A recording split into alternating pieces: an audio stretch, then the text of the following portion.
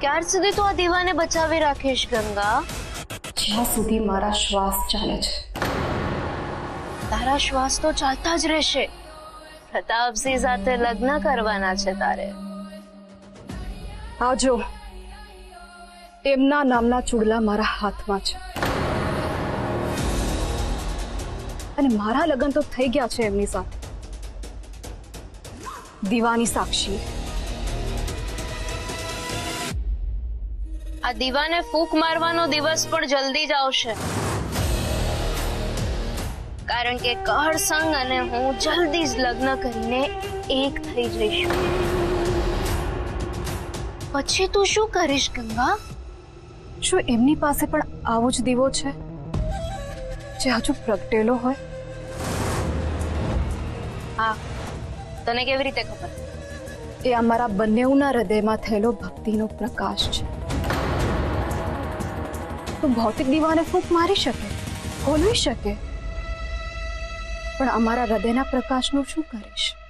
હું કહર સંગના હૃદયમાં ઉતરી જઈશ અને અંદર રહેલા એ દીવાને કાળા અંધારામાં ફેરવી દઈશ. નકુશા, નદી એકવાર પર્વત પરથી નીકળે છે ત્યારે એના રસ્તામાં ગમે તેટલાય અંતરાય આવે તો પણ એ સાગરમાં ભળીને જ રહે છે. એવી જ રીતે હું અને કહર સંગજી પણ ભક્તિનું એક એવું ઝરણું છીએ જે આગળ જતા ભક્તિ સાગરમાં ભળી જ જવાનું છે અને કોઈ પણ અંતરાય વચમાં આવ્યા તો એ પણ અમારી સાથે જ એ જ સાગરમાં ડૂબી જશે. સમજાય છે કે ના? તને એ દિવસે સમજાશે જ્યારે તું પણ ભક્તિના એ સાગરમાં ડૂબકી લગાવીશ. એ દિવસ ક્યારેય નહીં આવે.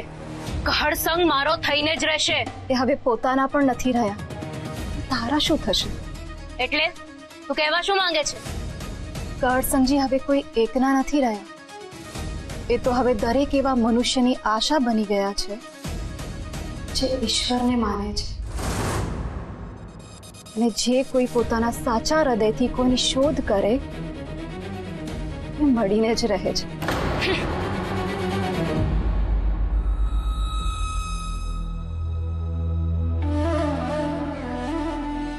ઓમ નમઃ શિવાય. ઓમ કલિદેવાય નમઃ. ઓમ કલિદેવાય નમઃ. નારાયણ નારાયણ, ધાર કાઢીને. એ હરિયા, આ બધું શું માંડ્યું છે? વાહ, તમે આમ ધ્યાનમાં બેઠા છો ને તો મને થયું કે તમે ધ્યાનમાં બેઠેલા ભગવાન વિષ્ણુ અને હું તમારો નારદ. નારાયણ નારાયણ. મારી સામે આ દેવતાઓના નામ ના લે હરિયા, કારણ કે હું જ સ્વયં સર્વશક્તિમાન થવાનો છું અને એટલા માટે જ આ સાધના કરી રહ્યો છું. વાહ, આ તમે જેના માટે સાધના કરી રહ્યા છો એનું ફળ તમને પહેલા જ મળી જાય તો તમે શું કરો ધાર કાઢીને? એટલે એમ જ બા કે આ હંધુએ તમે જેને પ્રાપ્ત કરવા માટે માંડ્યું છે એ ગંગા બાદ તમને મળી જાય તો તમે આ સાધના ચાલુ રાખો કે બંધ કરીને ધાર કાઢીને? પણ એ ક્યાં માને છે? માની ગયા છે બા, માની ગયા છે. શું? ક્યારે? કોણે કહ્યું તને? કોણે કહ્યું એટલે એમણે જ મને કહ્યું છે, બીજું કોણ કે? ના ના, હું માની જ ના શકું. અરે બા, ગંગાબા સ્વયં જાતે પોતે આવીને મને કહેતા હતા ધાર કાઢી. એ હરિયા, જો આ મજાક હશે ને તો તારા જ અસ્ત્રાથી તારું માથું મૂંડી નાખીશ. એનો વારો નહીં આવે. ગંગાબા આવી ગયા છે ધાર કાઢીને. બા, બા, આ બાજુઓને માનતા જ નથી. તમે જ કોને કે તમે માની ગયા છો ધાર કાઢીને? નથી જ માનતો. એ માની ગયા છે, હું કહું છું ને. ના ના ના, આ બને જ નહીં. અરે બા, તમે જ બાને સમજાવો ને, તમે માની ગયા છો એમ ધાર કાઢીને. હા, હું માની ગઈ છું.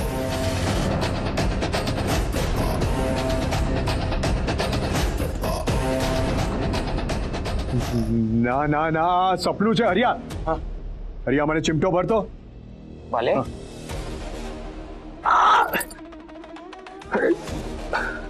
એ અકર્મી, શું કરે છે? આટલી જોરથી ચીટીઓ ભરાય. તમને દુખ્યું ને? તમને દુખ્યું ને બા? દુખ્યું ને? દુખ્યું? બહુ દુખ્યું.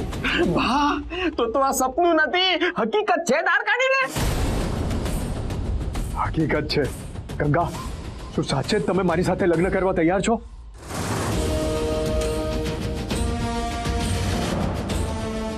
મને જાણ હતી જ. હરિયા, આજે નહીં તો કાલે ગંગા મારી સાથે લગ્ન કરશે જ. કળિયુગની રામાયણમાં રાવણ જ જીત છે.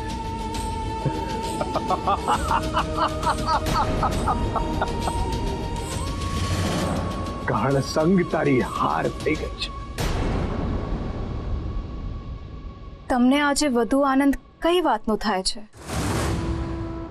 તમારી જીતનો કે પછી કહળસંગજીની હારનો? ગાઢ સંગની હારનો. ગંગા, પણ કેમ આવું પૂછ્યું? તમને નહીં સમજો.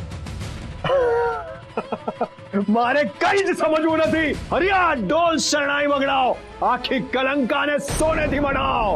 આખરે પ્રતાપસિંહ ગોહિલના લગ્ન થઈ રહ્યા છે.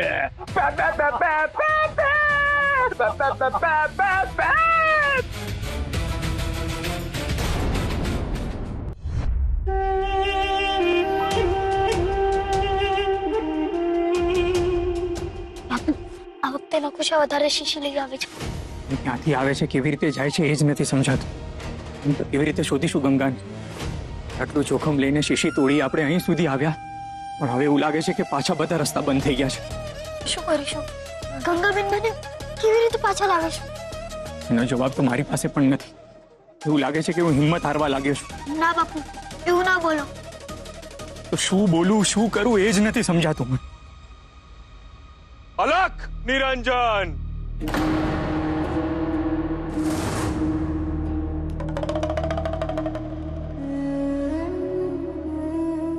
પ્રણામ મહાત્મા.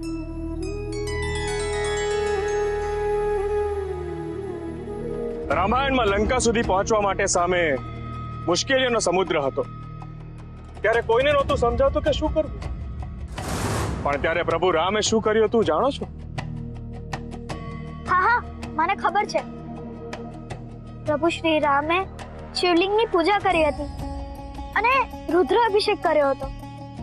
જ્યારે તમારી પાસે આટલું બધું જ્ઞાન છે તો પછી શું કામ ગુચવા આવો છો? શું રુદ્ર અભિષેક કરવાથી બધા પ્રશ્નોના જવાબ મળી જશે? જ્યારે પ્રભુ શ્રી રામને મુશ્કેલીઓના સમુદ્રમાંથી રસ્તો મળી ગયો તો શું તમને તમારા પ્રશ્નોનો જવાબ નહીં મળે? બાપુ, ઘરે જલ્દી ચાલો, આપણે રુદ્રાભિષેકની પૂજા શરૂ કરીએ. ના ના ના ના, એમ નહીં. સોમવારના દિવસે વિધિ વિધાનથી સંપૂર્ણ પરિવાર સાથે કહળસંગ અને ગંગા આ બંને સાથે બેસીને સંપન્ન કરવો પડશે. તો જ એનો ફાયદો થશે. મહાત્મા, હું રુદ્રાભિષેક માટે ગંગાને સાથે ક્યાંથી બેસાડું? એ મળતા જ નથી. પહેલી શું રહી ગંગા?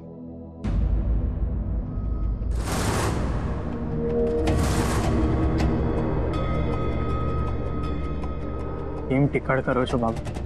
આપ તો સર્વજ્ઞ છો, છતાં એને ગંગા કહો છો?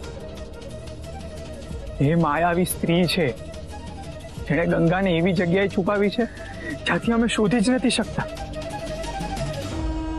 કાળ, તને માયાવીની માયા પર ભરોસો છે કે પછી મહાદેવની કૃપા પર?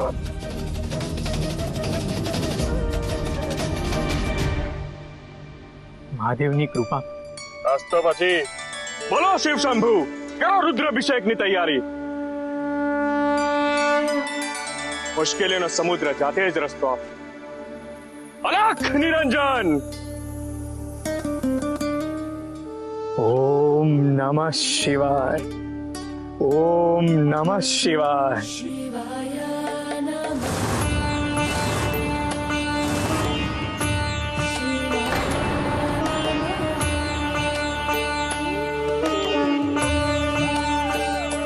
ઓમ નમઃ શિવાય.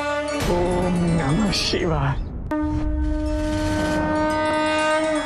મહાદેવ, આ તમે શું કર્યું?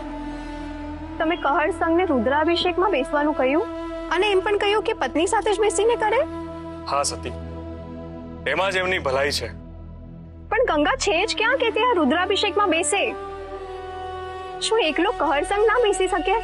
ઈચ્છિત ફળ જોઈતું હોય ને સતી, તો બંને દંપતીએ સાથે બેસીને પૂજા કરવી જોઈએ. પણ શ્રી રામચંદ્ર જ્યારે પૂજા કરતા હતા ત્યારે દેવી સીતા ક્યાં હતા? સતી, દેવી સીતા તો સદાય પ્રભુ શ્રી રામના હૃદયમાં હતા. તે ક્યાં દૂર ગયા હતા? તો શું કહર સંઘ પણ એમના હૃદયમાં વિરાજમાન ગંગા સાથે રુદ્રાભિષેક કરશે? એ તો રુદ્રાભિષેકના સમયે જ ખબર પડશે સતી. ફરી પાછી તમારી આ અકળ અને અકળાવનારી વાતો.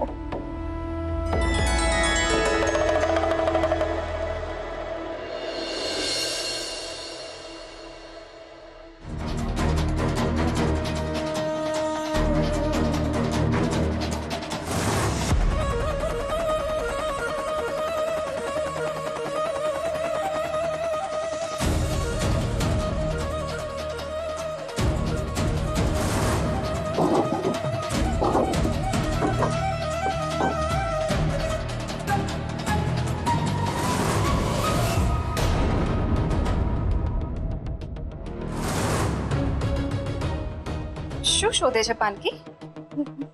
કઈ નથી શોધતી બેનબા, હું તો બસ ચાદર સરખી કરતી હતી. હવે આપણે સુવા જઈશું ને એટલે.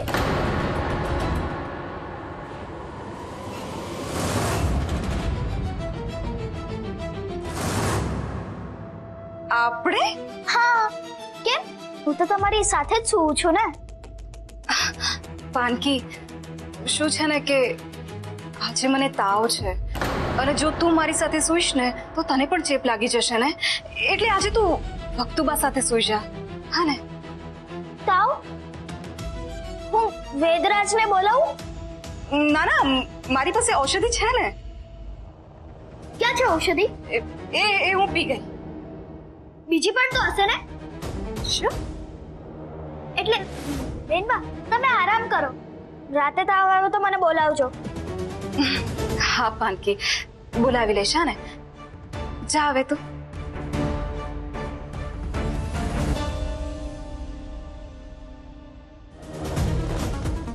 અરે શું થયું પાનકી? કેમ આવું કરે છે? બેનબા, મને તમારા વગર નથી ગમતું.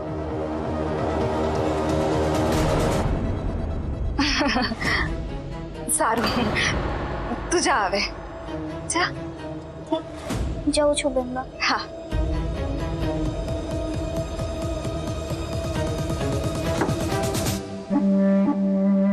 મનુષ્ય પણ કંઈક વિચિત્ર હોય છે. આ વરમાળા ગંગા પહેરાવશે પ્રતાપસિંહના ગળામાં અને ગંગા હંમેશા માટે મારી થઈ જશે. ખુશીની વાત તો એ છે કે ગંગાએ જે લગ્નના કપડા પહેર્યા છે એ તો કહળના ઘરવાળાએ આપ્યા છે. પોતાના દીકરા હારે ગંગાના લગ્ન કર્યા, પણ હાર્યું થયું આ પ્રતાપસિંહનું.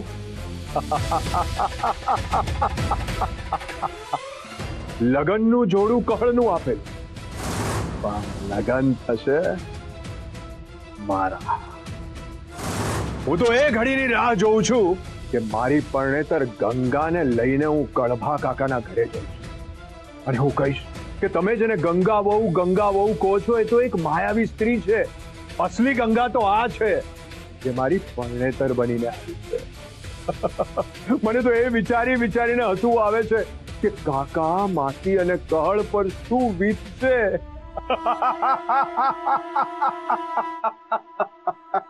ઘણા ખુશ લાગો છો. કેમ ના હો, જેની કામના કરી હતી એ મળી ગયું. જો જેની તમે કામના કરી હતી એ તમને મળી રહ્યું છે, પણ મારી પણ એક ઈચ્છા છે. પૂરી કરશો? હા હા, અવશ્ય. મારી આસપાસ હજુ પણ સુરક્ષા ચક્ર છે, એક આવરણ છે જે મને અને કહળ સમજીને હજુ પણ જોડી રાખે છે, પણ હવે એની કોઈ જ જરૂર નથી. માટે મારે એકાંતમાં યજ્ઞ અને પૂજા કરવી પડશે એ આવરણને હટાવવા માટે. તો જ તમે હસ્તમેળાપ વખતે મારો હાથ પકડી શકશો. અરે હા હા, જે હવન પૂજા અનુષ્ઠાન કરવા હોય એ બધું કરી શકો છો. કાલે સવારે આપણા લગ્ન છે અને હું પણ આતુરતાથી સવાર પડવાની રાહ જોઈને બેઠો છું. પણ હજુ એક વિનંતી છે. તમે તમારા સેવકોને કહેશો કે મને જે જે સામગ્રીની આવશ્યકતા હોય એ લઈ આપશે. અરે તમે તો આ કલંકાના મહારાણી છો, તમારે વિનંતી નહીં, આદેશ કરવાનો હોય. આદેશ.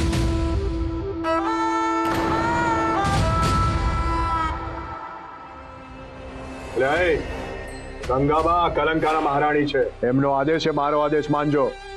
એમને જે જોઈએ એ બધું આપજો, સમજો?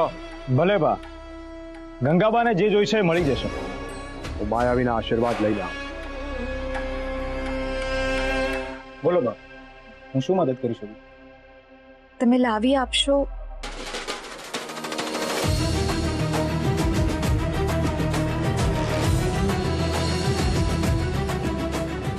બસ.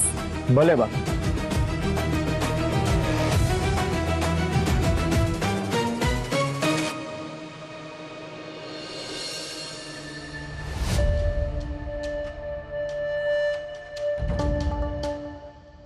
બાપુ બાપુ, હા વાનગી, બધું જ જોઈ લીધું, પણ એ શીશી મળી જ નહીં.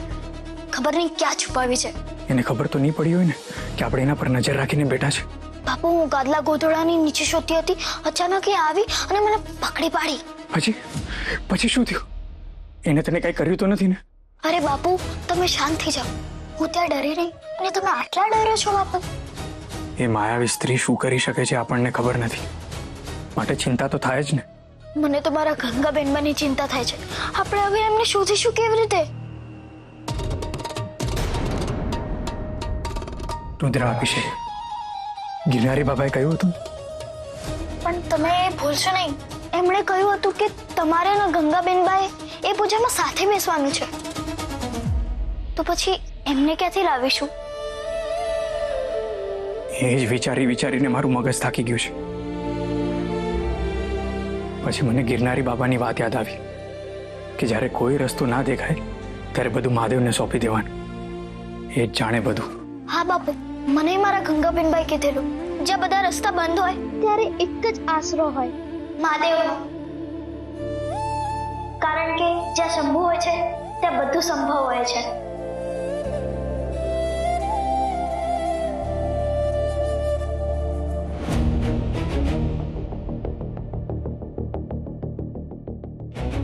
ગંગાબા, બીજો કોઈ આદેશ?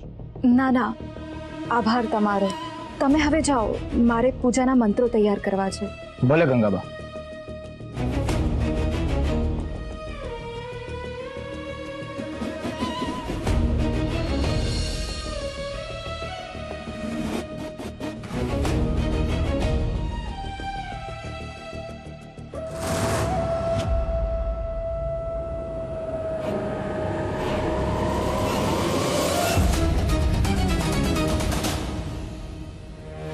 ચીવડી કુગડ ને વડવા કોડ, કલંકાના દ્વાર ખોલ.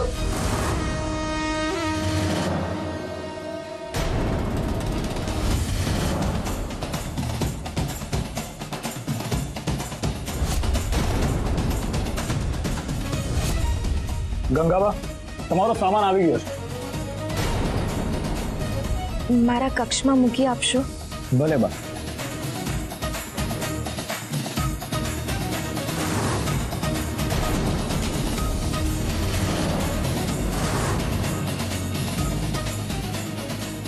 બા ચાલો. ચાલો. મારે અહીંથી બહાર નીકળવા માટે સિક્કા સુધી પહોંચવું જ પડશે.